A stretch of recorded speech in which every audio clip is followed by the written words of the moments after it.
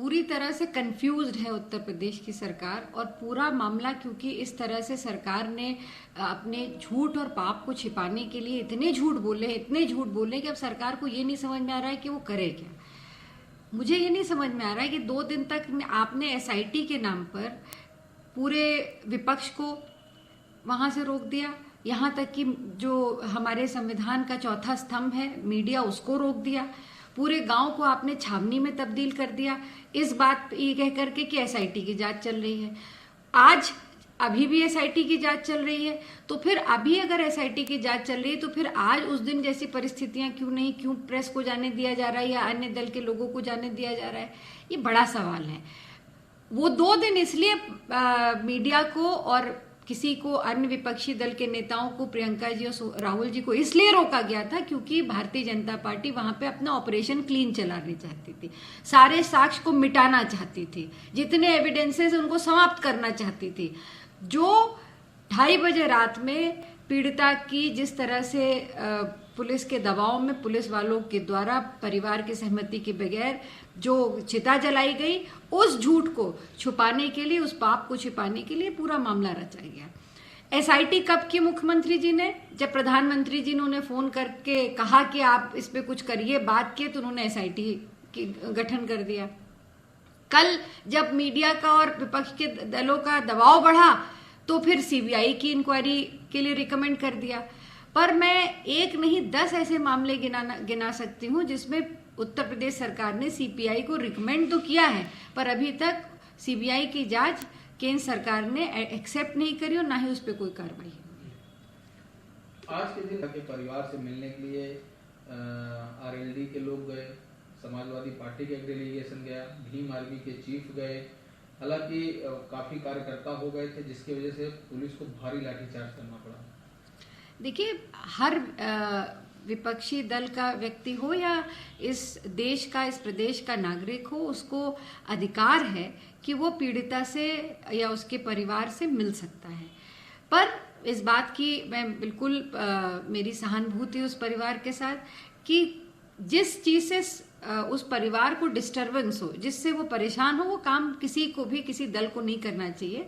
जिस सादगी से राहुल जी और प्रियंका जी अपने 3 और लोगों के साथ 5 लोगों के प्रतिनिधि मंडल, जिसकी परमिशन प्रशासन ने दी थी, इस तरह से जाकर के मिले और बैठ के बात करिए, तो मुझे लगता है कि ये एक तरीका सही है जिससे परिवार की बात भी, मुलाकात भी होगी और स्पष्ट बात भी सामने आएगी। पर सवाल सबसे बड़ा ये है कि कोई भी वहां पहुंचने का प्रयास कर रहा है तो सरकार उसको रोकने की कोशिश क्यों कर रही है, क्या छुपाने का प्रयास कर रही है। और मैं तो ये कहूंगी कि कहीं और जिस तरह से परिवार ने स्पष्ट रूप से कहा है कि अब तो उसको जिस दिन मीडिया चली जाएगी उसको डर है कि उसके ऊपर उसकी सुरक्षा की जिम्मेदारी कौन लेगा, तो ये एक बहुत बड़ा सवाल उठाया है। और मैं यहीं पे आपको याद दिलाना चाहती हूँ, उन्नाव की जो रेप पीड़िता थी, जब मुकदमा सीबीआई में था, सीबीआई जांच कर रही थी और उच्च न्यायालय उसके सर्विलांस में कर रही थी जांच, उसकी देखरेख में कर रही थी,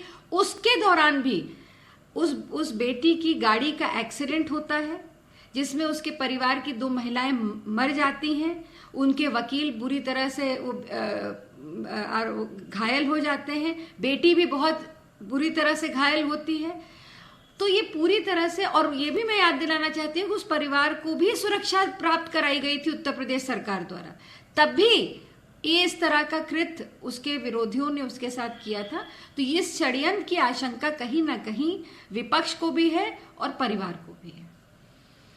दूसरा, अगर इतना अच्छा किसान के लिए बिल है, लोग प्रोटेस्ट क्यों कर रहे हैं? मैं अगर सत्ता में आऊंगा तो इस काले कानून को तीनों को कूड़ेदान में फेंक दूंगा। क्या करें? देखिए, राहुल गांधी जी ने जब जो बात कही, चाहे उनकी अपनी सरकार रही हो या वो विपक्ष में रहे, उन्होंने हमेशा जो सही बात थी उसी को आगे उठाया। इस बात को मैं दोहराना चाहती हूँ कि यूपीए की सरकार में पूरे देश के किसानों का कर्जा माफ किया था आदरणीय सोनिया गांधी जी ने। तीसरी बात मैं याद दिलाना चाहती हूँ, महात्मा गांधी जी ने कहा था कि भारत देश की खुशहाली का रास्ता गांव से होकर गुजरता है। जब इस देश का किसान खुशहाल होगा तभी भारत देश खुशहाल हो सकता है। और अगर आज किसान, ये 3 जो बिल आए हैं, इस पे अगर किसान आंदोलित है तो ये सरकार की नैतिक जिम्मेदारी है कि उस बिल पर चर्चा होनी चाहिए जिसकी मांग विपक्ष लगातार करता चला आया है, और उसमें जो संशोधन है जो किसानों के हित में हो वो ला करके किसानों के विभिन्न संगठनों से किसानों के हितकारी बिल होने चाहिए, ना ही उनके विरोध में।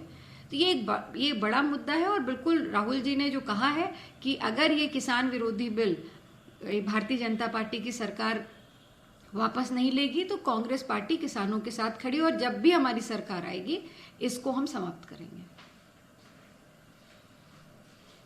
चाहे जहां अपनी फसल को बेच सकता है और भी उनके लिए काफी सुविधाएं लाई गई हैं इस बिल में, क्या कहेंगे आप?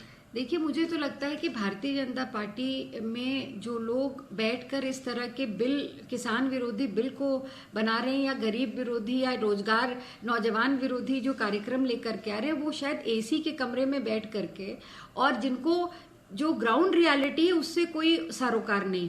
वन नेशन वन मार्केट की थ्योरी बड़ी अच्छी है, पर मैं पूछना चाहती हूँ जावड़ेकर जी से कि जो किसान उत्तर प्रदेश के एक छोटे से गांव में रहता होगा, अगर उसको अच्छा दाम बंबई की मंडी में मिल रहा होगा तो वो अपनी छोटी सी उपज को लेकर के वहां कैसे पहुंच सकता है? तो ये कुछ ग्राउंड रियलिटीज हैं, ये सच हैं इस देश के किसानों के सामने। यहाँ पे इकोनॉमिक्स, जो रूरल इकोनॉमिक्स है वो बहुत फर्क है छोटी लैंड होल्डिंग से। खासकर मैं उत्तर प्रदेश की बात कर रही हूँ, यहाँ छोटी लैंड होल्डिंग्स है, यहाँ किसान के पास पूंजी कम है। तो ये एक मैं मानती हूँ कि ये सरकार का जो ये इम्प्रैक्टिकल अप्रोच है, जो ग्राउंड रियलिटी से बहुत दूर है, वो सोच जो है, उनकी जो नीत है, वो किसान विरोधी है। वहीं बीजेपी के विधायक हैं सुरेश, बेटियों को अच्छे संस्कार सिखाए जाएं, संस्कार के साथ बलात्कार रोका जा सकता है। तो मैं तो सुरेन जी का बड़ा सम्मान करती हूँ इस बात के लिए कि सबसे पहले वो संस्कार जो है वो अपनी पार्टी में क्यों नहीं सिखाते रहे। मैं सबसे पहले तो जो उन्नाव के आज उनके जो विधायक हैं जो जेल में बंद हैं रेप के केस में, उनको क्यों नहीं सिखा पाए। दर्जनों ऐसे मंत्री हैं और सरकार में बैठे ऐसे भारतीय जनता पार्टी के सिटिंग विधायक हैं जिनके ऊपर रेप के और इस तरह के कई गंभीर मामले लंबित हैं। तो सबसे पहले तो घर से शुरुआत करें, सबसे पहले अपने पार्टी में अच्छे संस्कार दें, और अच्छे संस्कार होने भी चाहिए। अगर वहां से शुरुआत होगी तो मुझे लगता है उत्तर प्रदेश में बेटियां, आज तो नारा हो गया है कि पहले था बेटी बचाओ बेटी पढ़ाओ, अब तो है भारतीय जनता पार्टी के नेताओं से बेटियों को बचाओ। मैम, वही छत्तीसगढ़ के एक मंत्री हैं, उनका भी रेप जैसी घटनाएं मतलब होती तो छोटी हैं लेकिन हरदम बड़ी बन के ही दिखती हैं।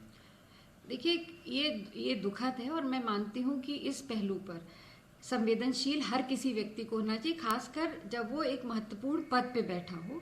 बेटी चाहे उत्तर प्रदेश की हो, चाहे झारखंड की हो, चाहे राजस्थान की हो, मध्य प्रदेश की हो या दिल्ली की हो, बेटी बेटी है। और जब तक सरकार में बैठे लोग उन बेटियों के अधिकारों के लिए उनके साथ संवेदनशीलता नहीं रखेंगे, तब तक बेटियों को अधिकार नहीं मिल पाएगा।